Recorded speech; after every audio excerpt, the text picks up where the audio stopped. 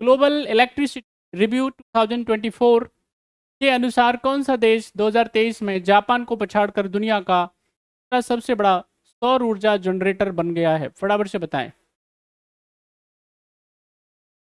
सवाल बहुत ही इंपॉर्टेंट है, खास है।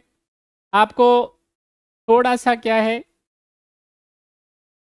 इंकरेजमेंट के साथ में, जागरूकता के साथ में क्वेश्चन को पढ़ना है और आंसर करना है और रेफरेंस लेना है भाई, कहाँ जा रहे हैं हम, है ना। वेयर क्या इज गोइंग ऑन, किस दिशा में भारत जो है अग्रसर है, ये आप देखें।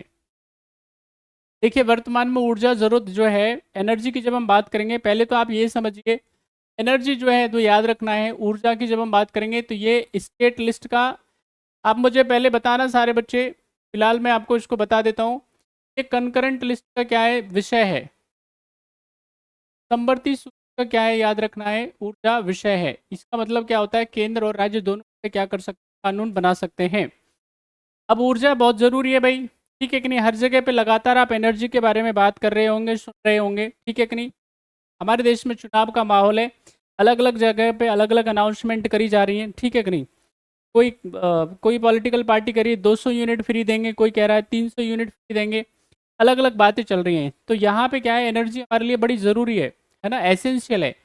तो ग्लोबल, अगर मैं इलेक्ट्रिसिटी रिव्यू के बारे में बात करूंगा तो पहले समझो इसको किसके द्वारा रिलीज किया जाता है। इसको रिलीज किया जाता है एम्बर के द्वारा, ठीक। और एनर्जी एजेंसी है, ध्यान रखना है आपको। तो ये क्या करती है, ये रिव्यू करती है पूरी दुनिया को। 2024 की रिपोर्ट की बात करें तो सोलार एनर्जी है, ठीक नहीं। सोलार, अगर मैं एनर्जी की बात करूंगा तो सोलार एनर्जी में हम जो है सबसे, अगर हम बात करते हैं पूरी दुनिया में, अमेरिका चाइना के बाद में, तो अपना जो नंबर आता है वो कौन सा आता है, तीसरा नंबर है। हमने क्या कर दिया है, सारे बच्चे जापान को पीछे छोड़ दिया है एनर्जी के मामले में। हम जो है, हमने, अगर मैं एनर्जी की बात करूं, सोलर एनर्जी की, तो 2023 में हमारी जो टोटल एनर्जी है उसमें सोलर एनर्जी का लगभग 5.8% हमने क्या किया है, उत्पादन किया है। बात समझ में आई। इसके अलावा रेन्यूएबल एनर्जी की बात करता हूं तो हमारे जो टारगेट है वो 500 गीगावाट का है 2030 तक। हमारी जो इंस्टॉल कैपेसिटी है यहाँ पे वो कितनी है आपकी, 73 गीगावाट। ये हमारी क्या है, याद रखना है, ये इंस्टॉल कैपेसिटी है। और अभी भी हमारे देश में क्या है, ज़बरदस्त पोटेंशियल है।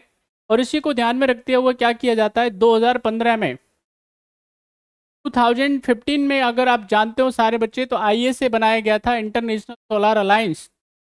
एक ऐसा, यहाँ पे याद रखना, अंतरराष्ट्रीय अलायंस है जिसका हेडक्वार्टर हमारे यहाँ पे है और इसकी शुरुआत भी हमारे द्वारा ही की गई थी, ठीक नहीं। तो इसका काफ़ी इम्पैक्ट है, क्योंकि अभी क्या है, भारत एकमात्र ऐसा देश है जहाँ पे 365 दिन सूर्य जो होता है, सन, अगर मैं बात करूँगा सूर्य देवता के बारे में, तो वो ब्राइट चमकते हैं ना। यहाँ पे ब्राइट सनशाइन होती है, बहुत तेज़ी से हमारे देश में क्या है, ध्यान रखना है, सूर्य देवता चमकते हैं।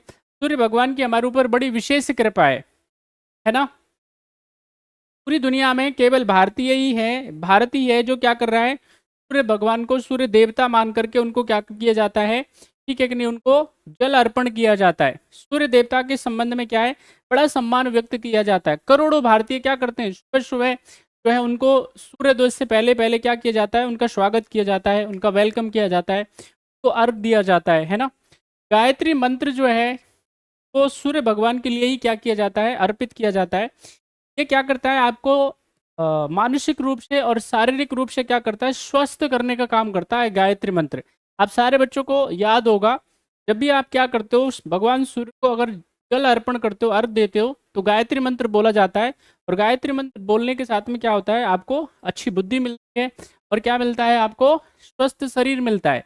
आप सारे बच्चे जानते हैं, अल्टीमेट अगर विटामिन डी का सोर्स की बात करूँ मैं, वो कहाँ से मिलता है, सूर्य की एनर्जी से मिलता है। बात समझ में आई।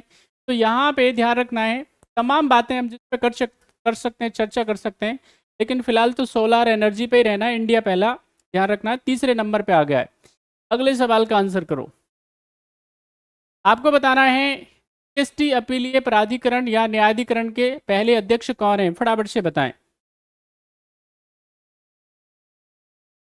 सारे बच्चे जल्दी आंसर करें। What will be right answer of question number 6?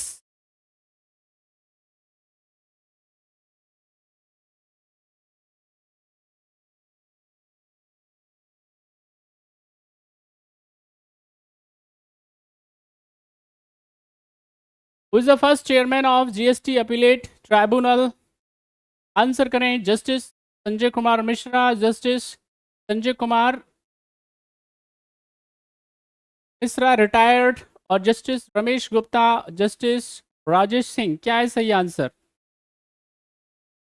चलिए देखिए, अगर मैं बात करता हूँ किसके बारे में, जीएसटी के बारे में, गुड्स और सर्विस टैक्स की बात करते हैं, तो आप सारे बच्चे जानते हैं हमारे देश में यहाँ पे 1 जुलाई को, याद रखना है, 1 जुलाई और 2017 से इसको क्या कर दिया गया है, लागू कर दिया गया है।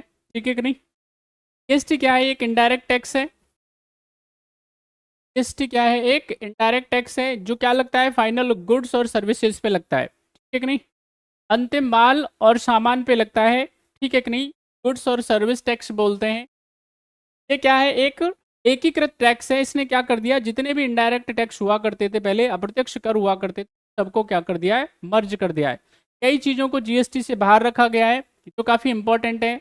अल्कोहल को जीएसटी से बाहर रखा गया है, पेट्रोल को बाहर रखा गया है, एनर्जी को बाहर रखा गया है, बिजली को। ठीक है कि नहीं? टोबैको प्रोडक्ट्स को जीएसटी से बाहर रखा गया है। ठीक है कि नहीं? उस पर आज भी क्या करते हैं सरकार, राज्य सरकारें उस पर बैट लगाती हैं, अपने यहाँ पे जो टैक्स प्रचलन में उसको इम्पोज करती हैं। अब यहाँ पे जीएसटी के संबंध में अगर कोई डिस्प्यूट होगा, उसके समाधान के लिए, उसके रेड्रेसल के लिए ध्यान रखना है आपको, जो जीएसटी अपीलेट ट्राइब्यूनल है उसका गठन किया गया है। यहाँ पे हमारे देश के जो फाइनेंस मिनिस्टर हैं श्रीमती निर्मला सीतारमण जी, उनके द्वारा क्या किया गया है, यहाँ पे पहले ध्यान रखना है, जीएसटी अपीलेट जो ट्राइब्यूनल है उसके अध्यक्ष या उसके जो चेयरमैन साहब हैं, जिनका नाम है जो जस्टिस संजय कुमार मिश्रा है, उनको क्या किया गया है, चेयरपर्सन यहाँ पे उनको अपॉइंट करा गया है। बात समझ में आई? अब जितने भी क्या होंगे, केंद्र के, राज्य के या कोई अन्य कंपनियों के, कोई भी जीएसटी के संबंध में अगर कोई डिस्प्यूट होगा, वो क्या करेंगे, यहाँ पे अपील करेंगे। तो ये क्या होगा, फर्स्ट अपीलेट, ध्यान रखना है आपको, ट्राइब्यूनल होगा।